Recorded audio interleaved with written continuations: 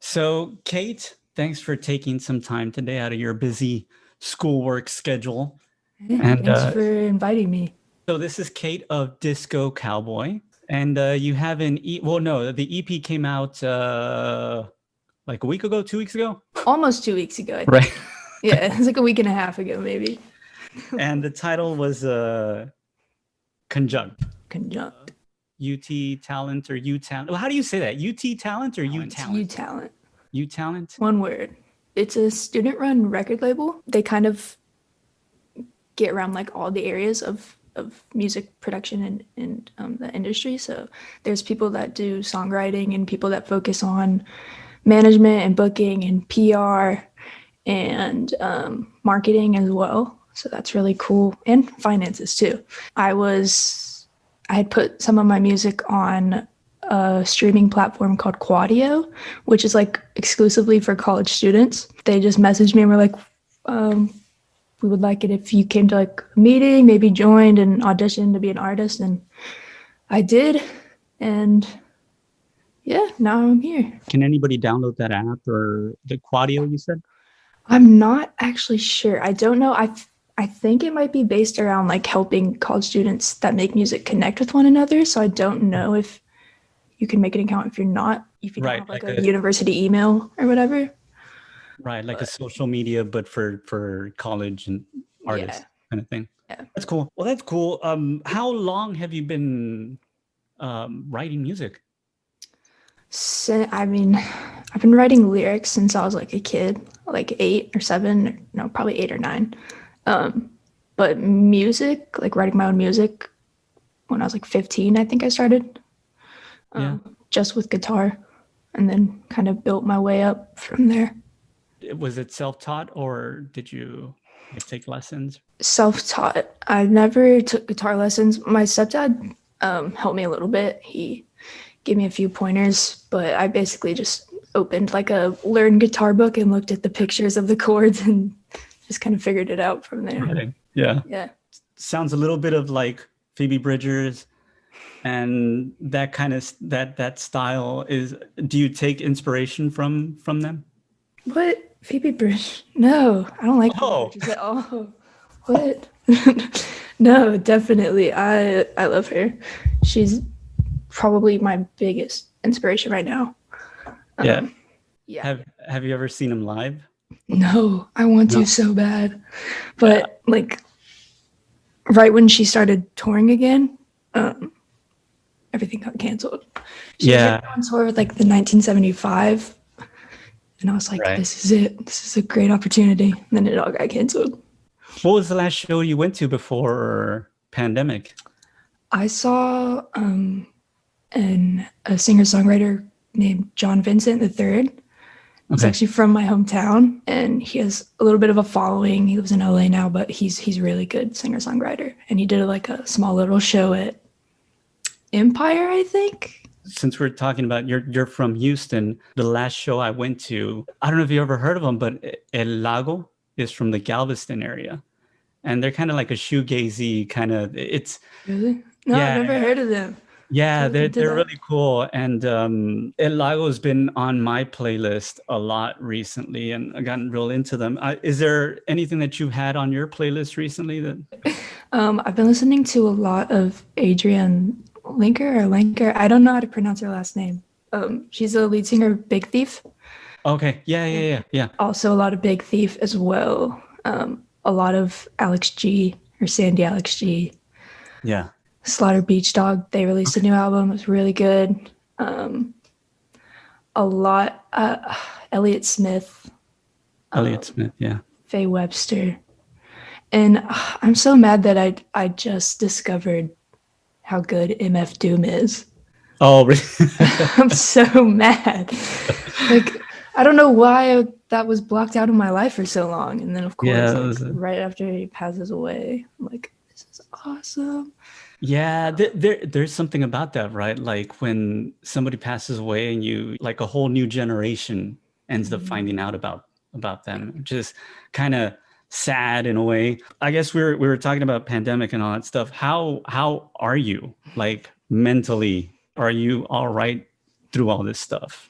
I'm all right. It was tough at first, definitely. Because I had to go back home and be in my suburban town under my parents' roof for a couple months. That was like, I don't know, it felt really weird to have like all this independence and freedom. And then you have to go back to basically doing all the stuff you did in high school. And you're like, oh, man. Or you were living on your own and then. I was in an apartment, Okay. but that was kind of a time when people were like buying everything at the grocery stores and like it was really uncertain about how it was going to go. So I went back to be with my parents and ended up there until August. So I finally came back here to my apartment. And it was good. I mean, I'm fine. Yeah. It was just big change as it was for everybody. And any new hobbies that you've picked up since, now that we got more time on our hands and just kind of. I bought a banjo. It's really hard too. I didn't think it was going to be so hard. Yeah. All the strings are different. It's tuned differently, right? Yeah. Yeah. It's like a lot of finger picking. And I got into drawing a little bit. I got into meditating a lot. Did you? I try to. I just can't sit still. Yeah. I'm just not that kind of person. I picked up kayaking. I've been doing that as part of the social distancing, right? Like in the middle of the lake by yourself in a kayak fishing, right? Yeah. I mean, I think that's pretty close to like meditating. It's pretty quiet out there. It is, and it's kind of. So I want to transition into something here. I want to transition into Henry David Thoreau, right? Okay. And that post that you did. But the reason I'm saying kayak fishing and all that stuff, and I need to slow down because I'm there and I'm obsessed with finding and catching that fish. One of my favorite quotes from Henry David Thoreau is, "To be awake is to be alive." Mm-hmm. And I learned that back in college and it's stuck with me forever. And when I saw that passage that you posted on your Instagram on Disco Cowboy, I was like, oh my God, like it's Henry David Thoreau. That's amazing. What did you like about that passage and what drew you to that? Yeah, so that passage was out of the book Into the Wild about Christopher McCandless. And they're kind of like sprinkled throughout that book, and I really love that book. But so I just kind of noticed that on the post also. Who is that guy? I know he's like this nature guy. Yeah, so he's this real man that in like the 90s, I think. Yeah, the 90s. He like once he graduated undergrad from his college, he went to Emory. He basically like burned all his money, threw away his IDs, like everything, and just took his car and started traveling with the goal of ending up in Alaska and just living self-sufficiently by himself in the Alaskan wilderness. And he goes on like this crazy journey, like making money and meeting people, and he like writes to them along the way about this epic goal of getting to Alaska. And yeah, he's I don't know, I resonated a lot with him. A lot of the things he wanted to escape from society are also reflected on in his time alone. Man, that'd be a dream also, like to just go. Yeah. Leave everything, go. Mm-hmm. Do you feel like maybe you could save up some cash and do that for a year? I don't know, because I mean, I'm sure I could. It's just different times and different circumstances, obviously, for a young woman to travel across America by herself. And also, I feel like, I mean, he didn't have a cell phone or anything. Yeah. I guess a lot of people don't have cell phones by then.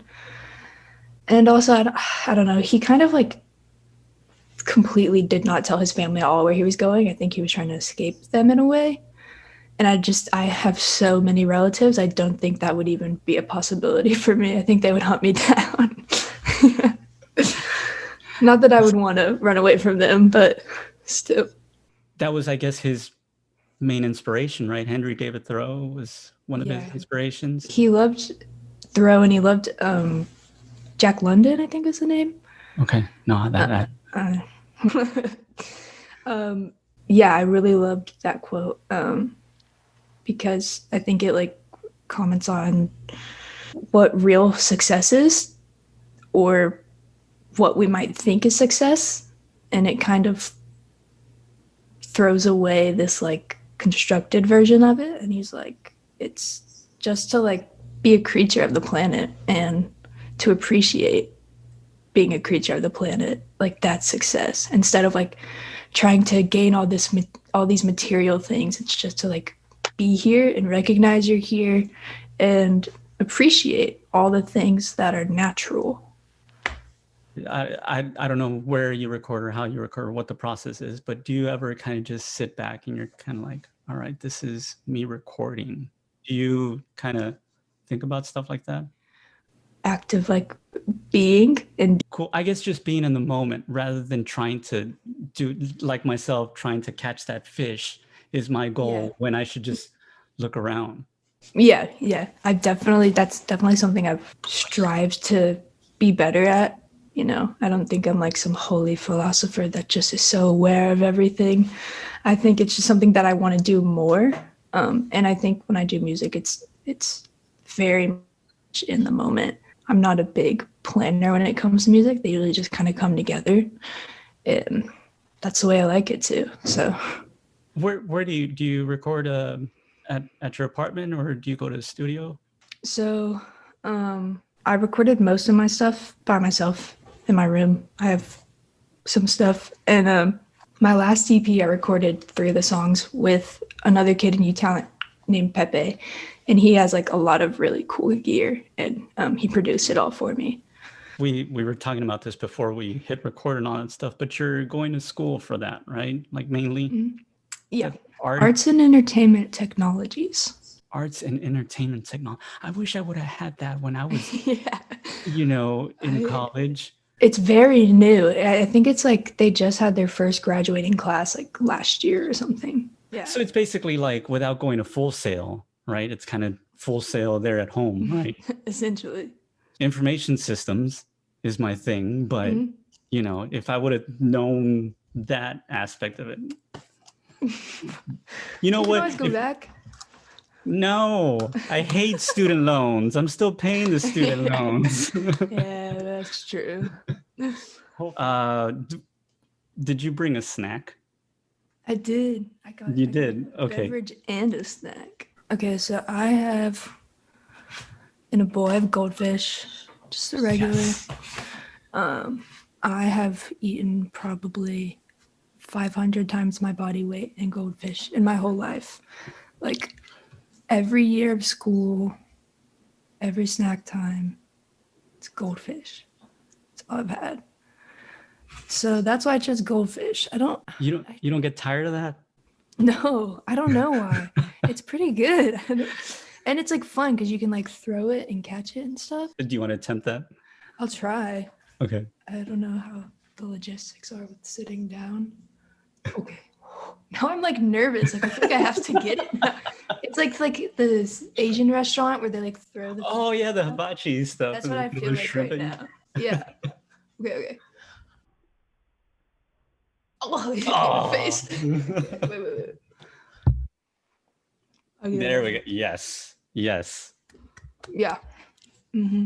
Do you ever mix it up like with anything? Do you? I mean, I change up the flavors sometimes, but they have a great collection of flavors. And Other than that one, which one do you like? all of them. They're all great. I think they have like a sweet one. It's like s'mores. It's a s'mores. Yes, I love the s'mores one. Really good. And what's the? Oh, there we go. Mm-hmm. Yes. High school. I did not drink when I was underage. Okay. I just saw this a lot in high school, and I was like, that is so cool. And that's your choice is Miller Lite? Yeah. I don't know if it's even my favorite. I think I just have a connection to it.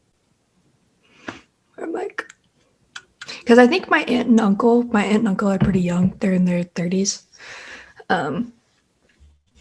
And they would always buy this, and I was like, wow, they're so cool. They have their own house, and they buy Miller Lite. So I was like, I gotta start buying that. So that's when you turned into an adult. You said, I've made it into Yes. adulthood. Yeah. I'm Basically. of age and I can purchase Miller Lite for my apartment. Yeah. If we were to go to your refrigerator right now, what would you have in there? Beer. Beer, Miller Lite, and goldfish. Yeah. And it gets pretty desolate in there, I'll be honest. I'm more of like a go the day of, like I'll look up a recipe. Because if I just buy like a bunch of stuff all at once, I'll never make anything. I have to like buy it the day of. But I have like a bag of spinach in there right now. A couple eggs. Spinach and eggs. Cheese. Yeah.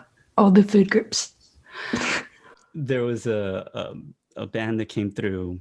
They had to go to, they were stopping by in Laredo and they were going to Monterrey, Mexico. And they left their stuff here, like they left the van here and everything. And they put a piece of paper towel inside the spinach so it would absorb all the moisture and it wouldn't get all yucky. I was like, this is amazing, dude. That's what my mom does. And I have not done it since I saw it, but I should do it. When you go on vacation, when do you pack? Like as late as I possibly can. I do not like packing, and I especially don't like unpacking. Yeah. I just feel like I'm gonna miss everything. So I like just pack a lot. Oh, you overpack. I'm an overpacker and a last minute packer. It's a problem. What makes you angry? Okay. Only if they're in the way, slow walkers. Slow walk. But only if they're in the way. Like if you're just like on the side walking slow, I don't care. But if you're in the middle of the sidewalk, what are you doing? Look around. Look at your surroundings. I've always said that. Know your surroundings. Yeah. When people are just in the middle of like the grocery store aisle. If there was a battle between a ninja and a pirate, who would win and why? A ninja. So easily. That's like what they're trained to do. It's like fight. And it's like very formal. And a pirate has, I'm going to argue, no formal training. And their main thing is like to steal. So you got a robber and an MMA fighter. Like, the fighter's going to win. Okay, I can't argue with that. You're right. Yeah. You're right. I can't argue with that. I thought about that for a while. I was like, if you could create an app, what would it be?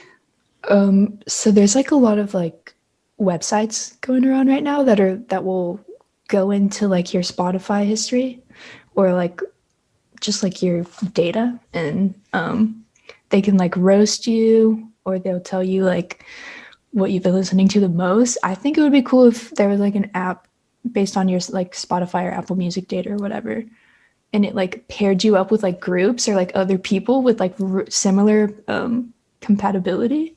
I think that would be really cool. Yeah, with like similar artists that you like. There could be like exclusive ones for like people that listen the most to a certain artist. They'd be like the VIP. Dude. Yeah, that'd be fun, right? You better patent this right now. And oh crap! Now it's out there. Send it over to somebody. You should actually write that down. I really like that. I'll sell that to someone. Yeah. I can't do the computer work for that. What would you call it? Did you think of a name? Oh. Or you didn't get that far? Oh, well, Spotify. Stream. I don't know. I can't think of one on the spot, but I'll give it a few thoughts. It was funny. I was talking to a friend of mine, and he was telling me about that kind of like information that you can grab from. But I believe this is data from Spotify, though, that it throws you into certain like genres, and it tells you what it sounds like, and you know this is a happy song or this is a sad song because it's minor and stuff like that. And I know it was like it would go that in depth. Do you ever check out those stats? Yeah, I really like looking at like Spotify has like a yearly Wrapped thing they do. So that's always really fun to look at. Sometimes it's really surprising, like you don't even realize how much you listen to a particular artist or song. But what about like for your music though? On the artist side, yeah, Yeah. it's really cool. They tell you like the ages and the gender and the locations are really cool. I have this one person in Romania right now who's really blowing my stuff up. I'm like, go Romania. It's awesome. Yeah, but I love seeing stuff like that. Like it's really cool to be able to see where exactly everyone is and I love seeing the playlist names some of my songs get put on. Oh, really? Yeah. What was it? One what was one that I saw recently? It was like, why do I keep falling for these guys? And I was like, Oh. yeah, girl. I don't know. Awesome. That's the name of the playlist. Yeah. Yeah. Yeah. I like when they put really detailed names on them. Yeah. A full sentence of. Yeah, they'll be like, I'm so depressed. And I'm like, thank you for thinking of me when you think of that. Well, Kate, I appreciate your time. Yeah. So thanks for coming on and doing this. So where can people find everything? People can find everything. I'm on I'm pretty sure like all music platforms, whatever you use, under Disco Cowboy. My Instagram is disco underscore cowboy underscore. And I also have a link tree. So if you just put in linktree slash disco cowboy, it'll give you all the links to that I have set up for my music.